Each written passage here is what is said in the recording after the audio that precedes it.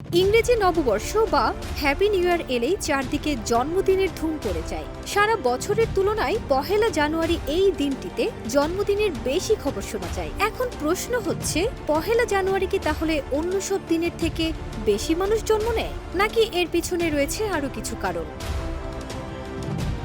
বাংলাদেশের জন্ম নিবন্ধন, জাতীয় পরিচয়পত্র অথবা পাসপোর্টের জন্ম তারিখ যাচাই করলে দেখা যাবে বছরের অন্যান্য দিনগুলোর তুলনায় অনেক বেশি মানুষের জন্ম তারিখ পহেলা জানুয়ারি। তবে এর সুনির্দিষ্ট কারণ খুঁজে পাওয়া দুষ্কর। বিভিন্ন সমীক্ষায় অংশ নেওয়া ব্যক্তিদের জন্ম তারিখের ক্ষেত্রে জানুয়ারির 1 তারিখের প্রাধান্য দেখা গেছে বেশি।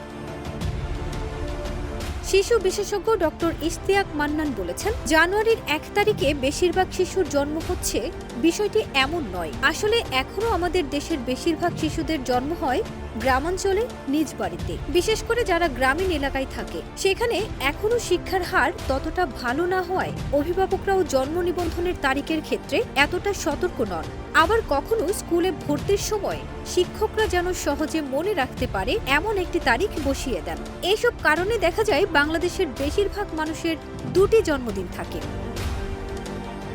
তবে শিশু বিশেষজ্ঞ ডক্টর ইশতিয়াক মান্নান আরও বলেন, অনেকের জন্ম তারিখ ইচ্ছা মতো দেওয়া হলেও বাংলাদেশের সত্যিকারে এই তারিখে অনেক শিশু পৃথিবীর আলো দেখছে। বছরের প্রথম দিনে সবাই যেন নতুন বছরকেই স্বাগত জানাতে ব্যস্ত তা নয়, অনেক পরিবার এই দিন স্বাগত জানাচ্ছে তাদের পরিবারের নতুন সদস্যকেও।